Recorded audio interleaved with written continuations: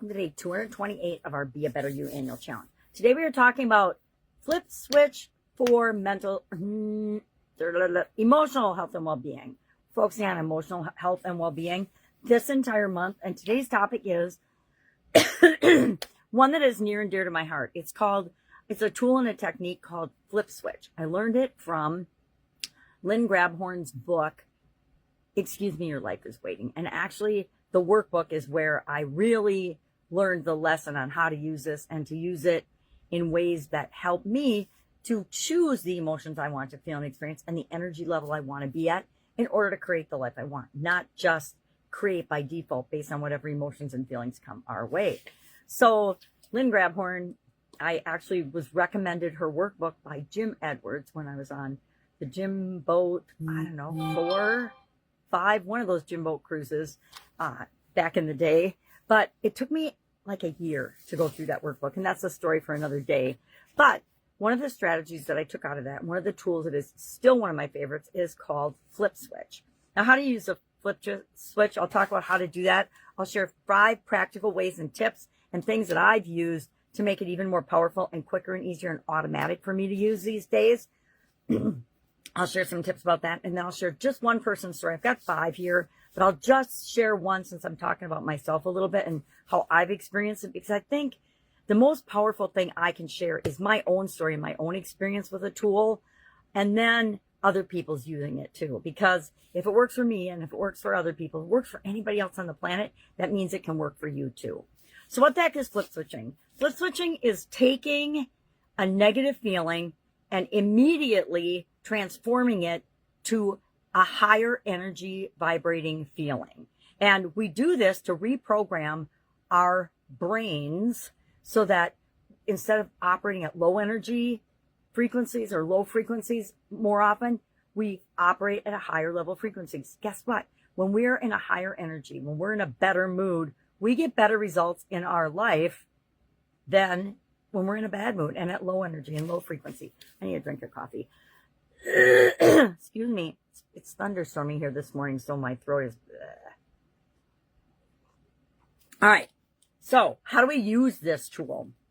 And I'll share and sprinkle in some of the ways that I actually learned to do it and got it to work for me. First and foremost, we notice that we're experiencing a negative feeling, right?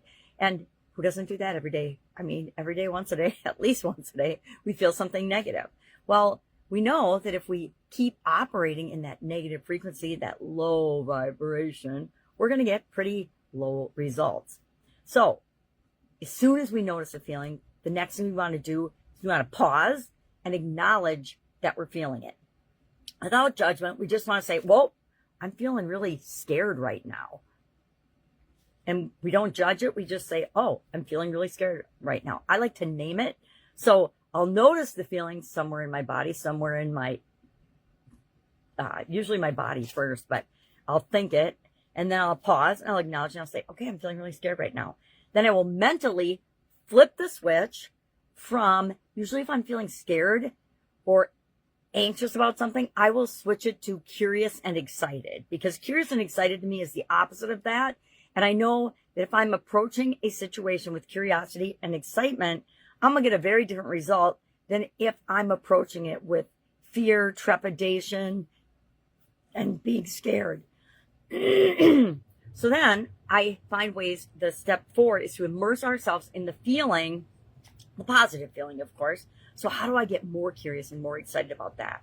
I focus on good feelings that replace the negative ones by focusing on times that I've been curious in the past. I might have been a little nervous and apprehensive, but then I was curious. By getting curious and excited, I had an excellent result. Or places and things and experiences in the past that made me feel curious and excited or good and positive in any way. And then step 5 is we carry this positive feeling forward in the very next action that we take. Remember, I say never leave the scene of a decision without taking some sort of action. We're deciding to flip switch our emotion from negative to positive, and we want to reinforce that positive with the next action that we take. So what are some examples of this? Morning stress before work. Say you wake up and you had a bad dream or something and you're feeling negative in the morning. Well, if you approach your day that way, guess what? It's like when you stub your toe in the morning. You stub your toe and it negatively impacts your entire day because your brain goes on that negative train and rolls that way all day and just adds negative things and focuses on those as you go throughout your day. But if you consciously pause, flip the switch to thinking about something or somewhere that makes you feel awesome, your day is going to have a totally different take on it. I learned a long time ago, if I do stub my toe, because guess what? Sometimes that happens in the morning, right? Or if I step on something and hurt my foot, that sends negative vibrations to me, but I just stop, flip the switch, and I used to literally walk up to a light switch and flip it when I first started using this strategy, because it reminded me to consciously flip from negative to positive and then act on that positive. And sometimes just the act of physically flipping the switch was my positive reinforcement and my positive action for that change. Conflicts with a partner, rather than fixating on the argument, say we have an argument with our significant other, think about and recall the first time that you met and shared a moment of deep connection. And if you're focusing on that, and then you take your next action, you're going to take a much better action than if you're focused on the argument that you had last night. Financial worries, you can shift from imagery of unpaid bills to checks arriving in the mail. That's one right out of The Secret. Traffic frustration. I used to drive, it was an hour away from my house for corporate America.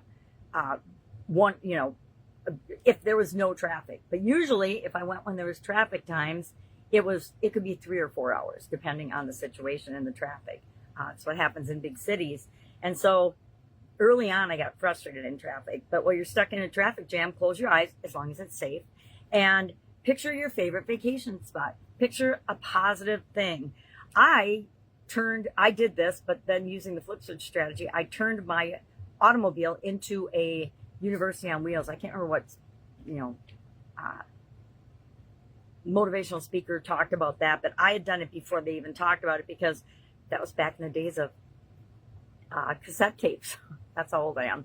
And so I always had a pile of educational personal development or training on whatever topic I wanted to learn about for my current job or my career in the car, so that when there was traffic, I was listening to that. And by doing that, traffic didn't faze me at all. It just meant I had a little longer to focus on my personal development. Okay, I'm going to share James's story about overcoming chronic anxiety. And why am I sharing? I picked this one on purpose because I've got Sophie Transforming Relationships, David's Health Recovery, Maria's Career Breakthrough, and Alina's Financial Turnaround. And although many of us can relate to those, I think that anxiety has become permeated, at least in a couple of generations younger than me. And I find it really disturbing because the vast majority of these people are medicated. And my personal belief is that that's a bad thing. Anyway, let's talk about James's struggle with anxiety and how he used the flip switch tool to overcome it. James struggled with anxiety for most of his adult life. Traditional coping methods provided temporary relief. He journaled, he meditated, he did breathing exercises. But when he turned to the flip switch technique, he realized and used it during panic moments, switching from racing thoughts to recalling his grandfather's fishing cabin, thinking about the sound of the lake, the smell of the pine, walking through the woods down to the lake. Over time, he noticed that his anxiety episodes reduced dramatically, and he felt more control over his mental state and his emotional state.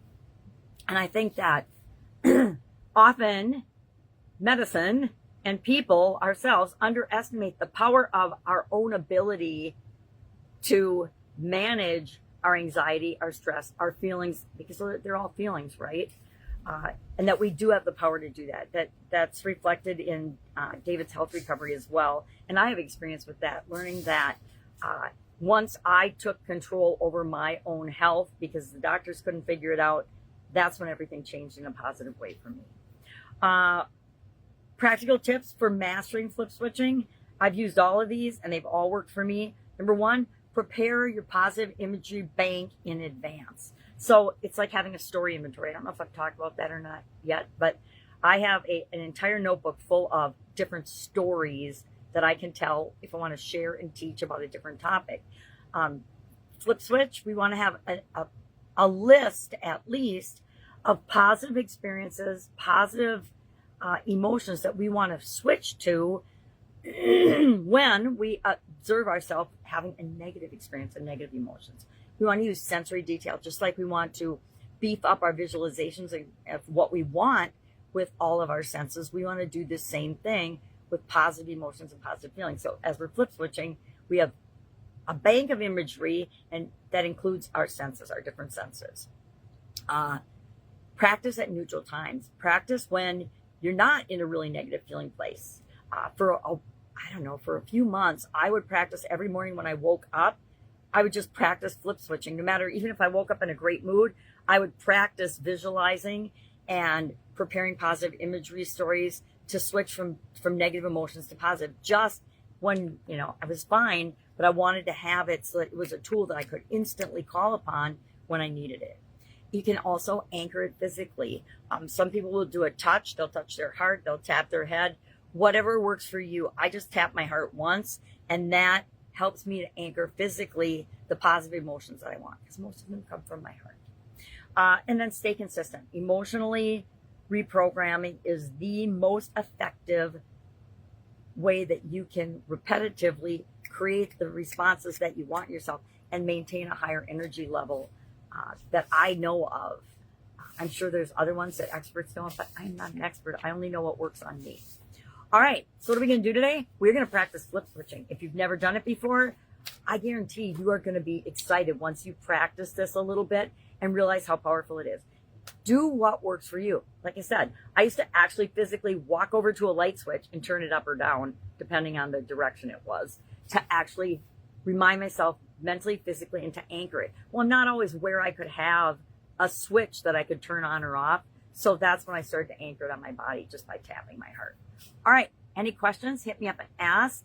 Otherwise, have an awesome day. See how powerful this tool is for you. And let me know in the comments below. Have a great day, and I'll, of course, be with you tomorrow.